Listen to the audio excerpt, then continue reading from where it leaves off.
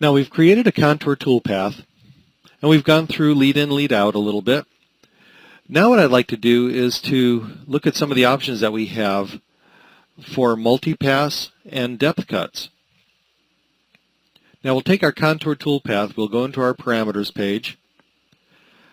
Right down over here, let's take a look at multipass first. Now to activate the button, check the box and then click on the button for multipass. And these are the options that you have available. You can specify the number of roughing passes and the spacing of those passes. So for instance, if I wanted to make 3 passes at 150 thousandths each, and then take 1 finishing pass at, say, 25 thousandths, I'll click on the check mark, accept this. Now I have to regenerate my toolpath.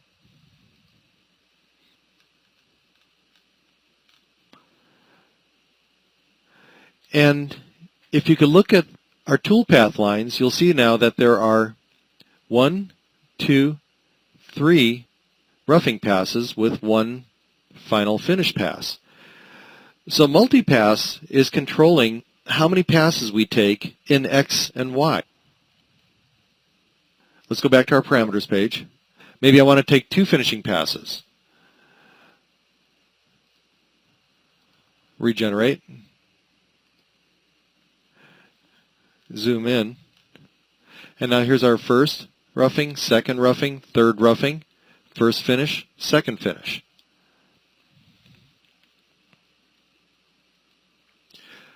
Go back to our parameters page. So with multipass, we're controlling how many passes we want to take on our part in the X and Y axes. Now let's turn this off. Let's take a look at depth cuts. Depth cuts controls how much material we take off in each pass in the Z direction. So right now, I'm telling it that the maximum rough step that I can take is 1/2 inch. Well, my final depth is only 1/2 inch deep, so it can do this in 1 pass. But what if I limited this to 0.250? Accepted this, accepted that, and regenerated. Now, I had turned multi-passes off, so now I'm just strictly looking at depth cuts. And you'll see that there is 1 depth cut and 2. Let's go ahead and backplot this. I'll scroll back a little bit. Click on my NCI file. I'm going to expand this out and look at the edit page and watch our Z depth. I'll step through this. Our Z is coming down to -250, swings onto the part, goes around,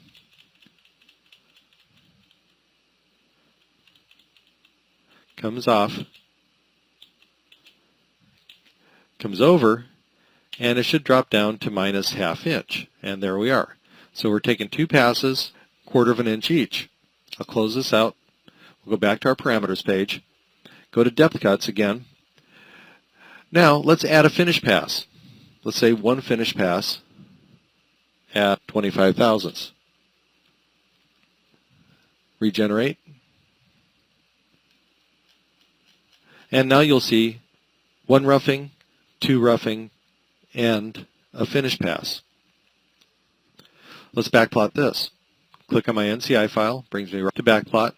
I'll click on the step button and then use the S key to step through. Let's look at our edit page. Now right now my Z depth is at 0.2375.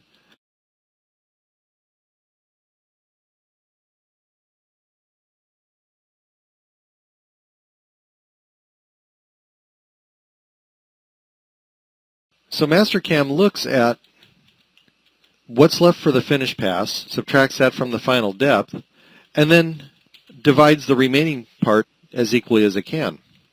Now let's take a look at one more thing within depth cuts.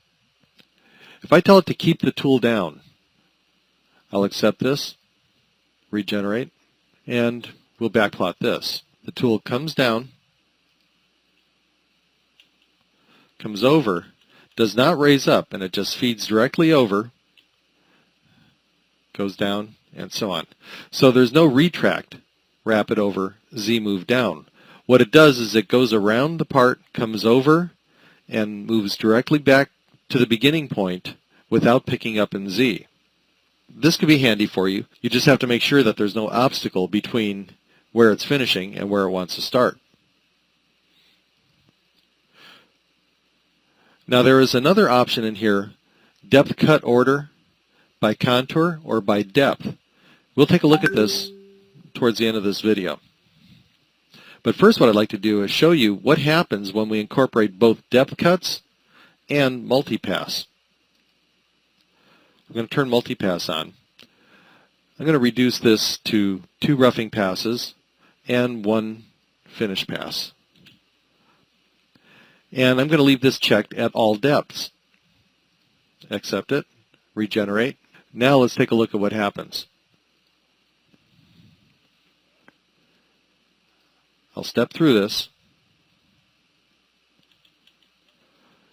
We take our first multipass at our first depth. Come over, drop down. Take our second multipass at the first depth. Come over, drop down, and take our finish pass at our first depth. Now we come over, drop down to our second depth, take our first multipass, second multipass, and our finish multipass.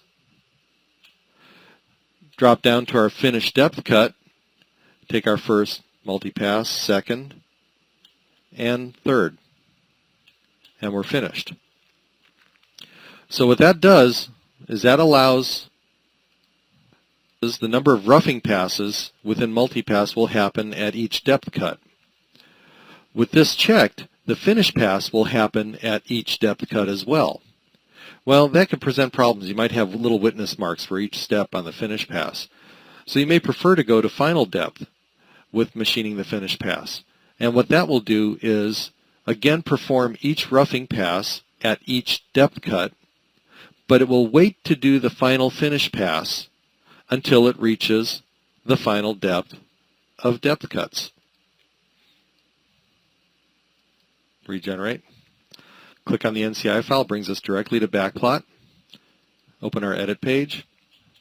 And here is our first depth and our first roughing pass. Comes over, our second roughing pass, still at the first depth.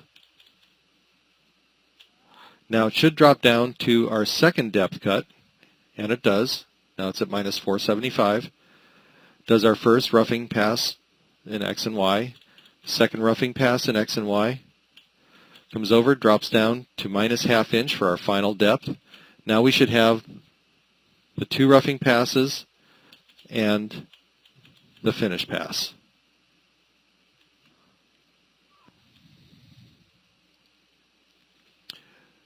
So this gives you some idea of how depth cuts and multipass can work together. Now here's a couple of other things. I'm going to turn multipass off. Depth cuts. Now let's take a look at what happens with depth cut orders. This will come in handy if you have multiple contours that you're machining within this one toolpath. Let me show you something. We're going to create a new contour toolpath. I'm going to cancel out of this. Cancel out of this. We're going to right-click, Mill Toolpaths, Contour. I'm going to chain, and I'm going to chain in the direction so that I can be doing a climb cut on the inside here, and I'm going to do the same thing here. Accept that. I'll use the same tool. Go to my contour parameters. I'm going to turn off multipass. I'm going to do depth cuts. Let's enter 0.125 and 1 finish cut. I'm going to tell it to do the depth cut order by contour. I'll accept this. My final depth I'm going to put is minus 0.5. My lead in, lead out, I'm going to make this smaller since I'm inside the part. I'm going to reduce this to 25% of the tool, and same here, 25%. Carry it over, accept it, accept it. Now, let's watch this toolpath backplot. I'm going to click on the NCI file, click on step, and then S, and it comes through and it does this first pocket, then comes over and it does this second pocket. Now I'll go back to my parameters, go to Depthcuts, and I'm going to tell it depth cut order by depth. Now watch the difference. Regenerate. Now what this will do is it'll machine the first depth on the first pocket, pick up, move over, and machine the first depth on the second pocket. And it's going to go back and forth, and it's going to machine this using the depth as a priority rather than the contour as a priority for the cut. This could be very handy if you're working with material that you have to be careful how you machine it because of relieving the stress within it, and you want to even your cuts out across many contours within a part. This will also work with pocketing as well. Now you see some options that you have available to you with depth cuts and multipasses.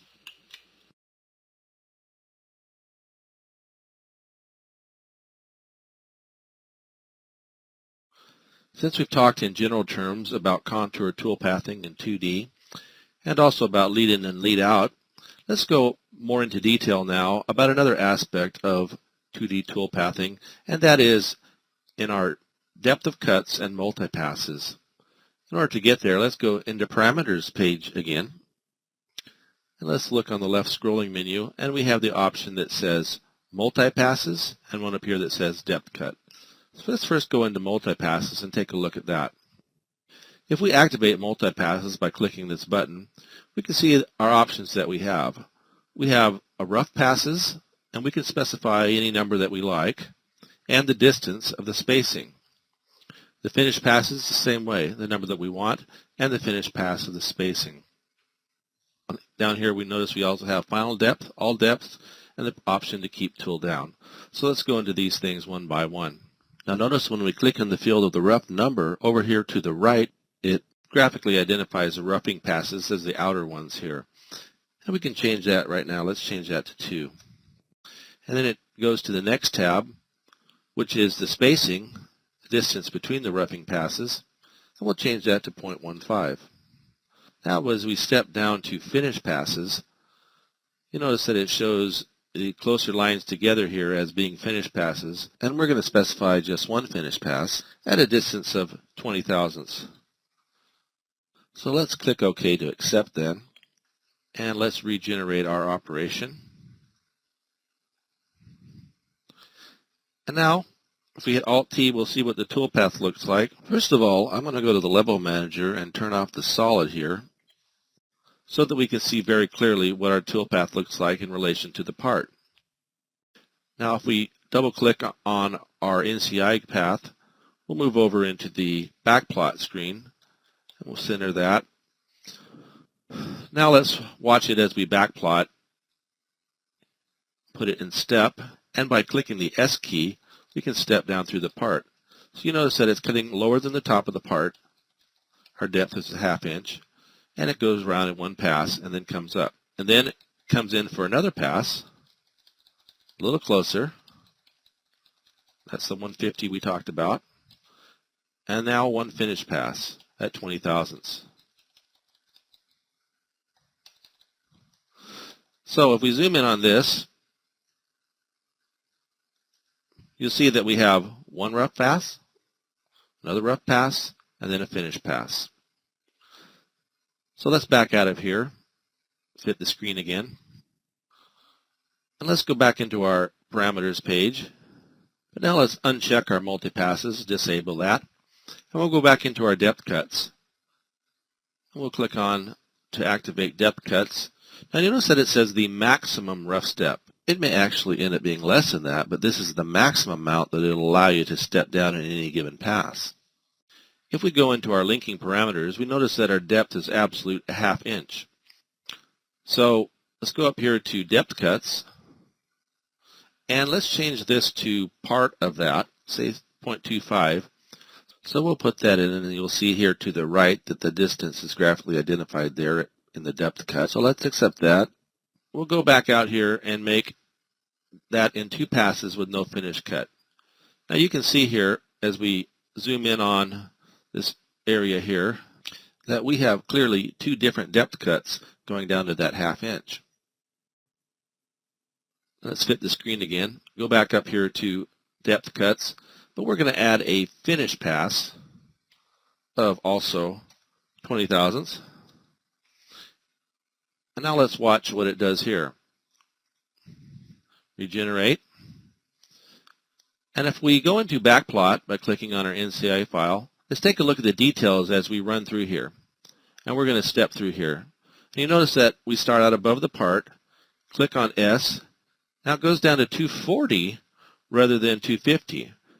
So what it's done here, let's center the screen, is it's taking the depth of minus 0.5, then subtracting the finish pass of 20 thousandths, and that makes it 240 thou per depth. So that'll go to 480 on the second pass, and then down to 500 on the finish pass. So let's watch this as it goes through. Now it's at 480, and now it's at 500, making the finish pass around.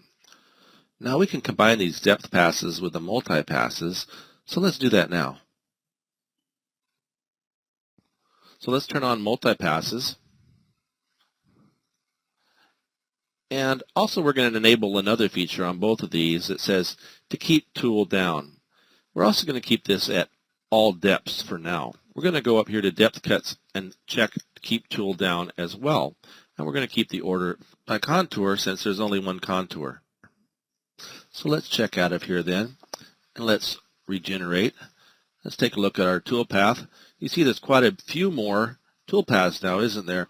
Now let's go backplot, and we'll watch this run through. We'll hit step, and then hit our S key. We can see as we go around now that there's 3 passes on every level.